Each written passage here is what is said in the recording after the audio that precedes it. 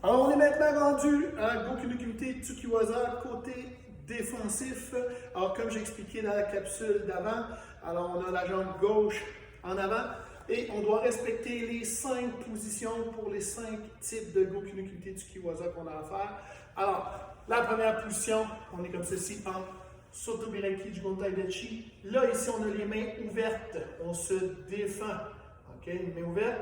Et lorsque la personne nous fait un Oi Tsuki, on s'enlève de devant la trajectoire de l'attaque avec une esquive latérale, diagonale de côté, et on bloque, main ouverte. Ensuite, on enchaîne avec un Mawashi Shitouchi.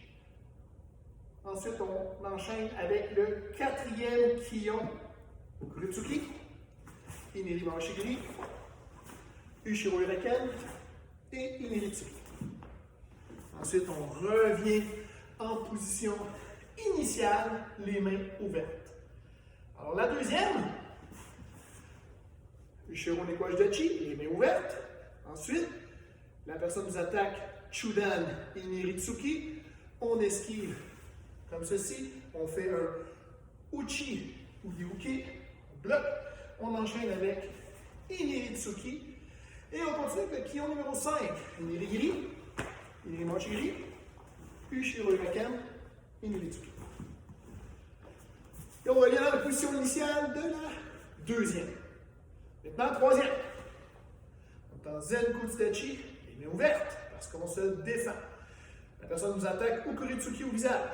Alors ici, on bloque. Point fermé, Agi Udiuki. On va dévier son bras, on l'envoie vers le bas.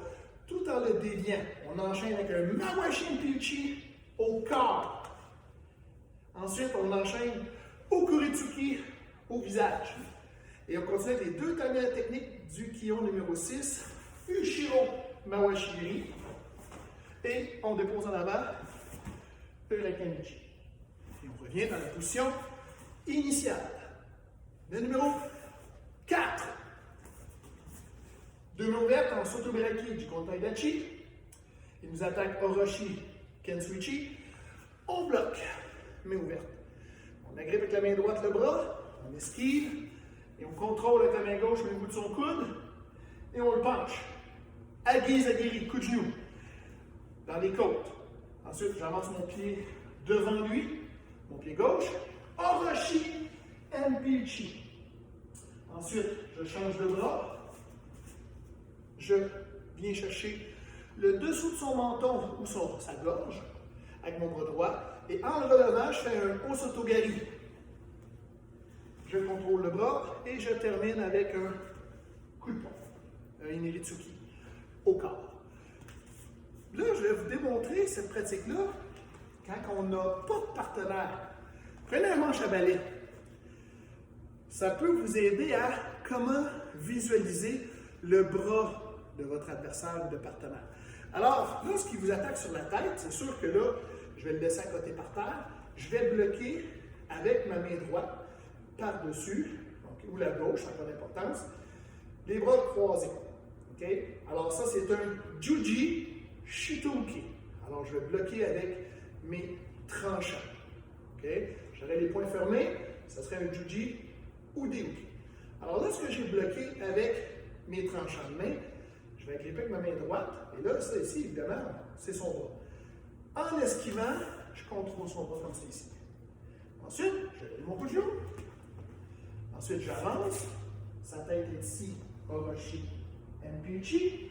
Et là, ici, son bras, je vais faire un transfert, je vais changer de main. Après mon coup de coude, je change. Et là, tout en tenant son bras, je pivote et je viens chercher son menton. Okay? Comme c'est ici. Par contre, là, ici, on va attraper le beau. Je fauche. Ensuite, je vais passer mon bras en dessous pour contrôler son bras comme ceci et l'emmener sur mon genou. Et j'achète.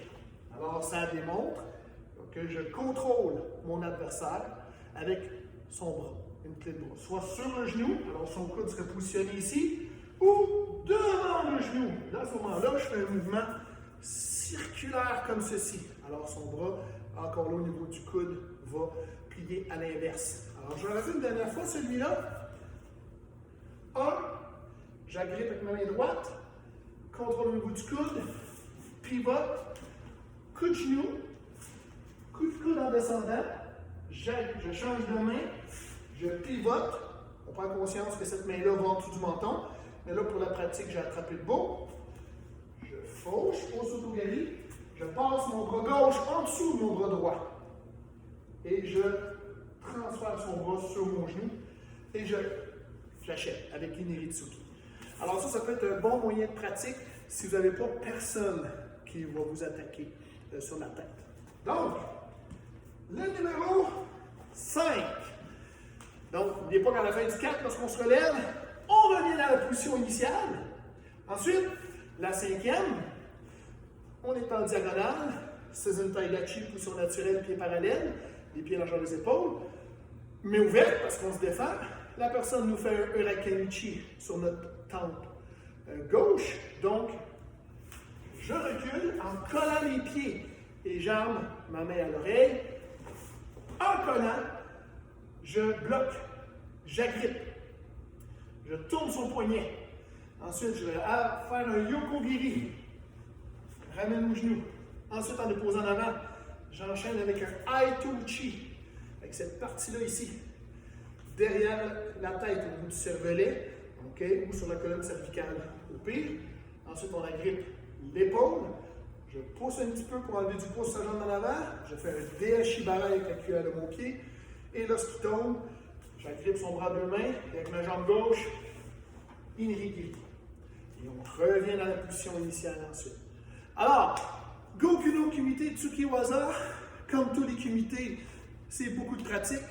Et ensuite, lorsqu'on a bien assimilé la matière, là, on peut se concentrer sur les détails. Ça ne devient plus un kumité pensé, mais plutôt concentré. Donc, tu ne penses pas à tes mouvements, tu te concentres plus sur les détails. Fait que tu as une distance, tu as une précision, clé articulaire et ainsi de suite. Alors, bonne pratique tout le monde. Et puis, n'hésitez pas, vous avez des questions. Alors, à tous mes élèves, vous me textez, courriel ou des appels. Bonne pratique. Arigato.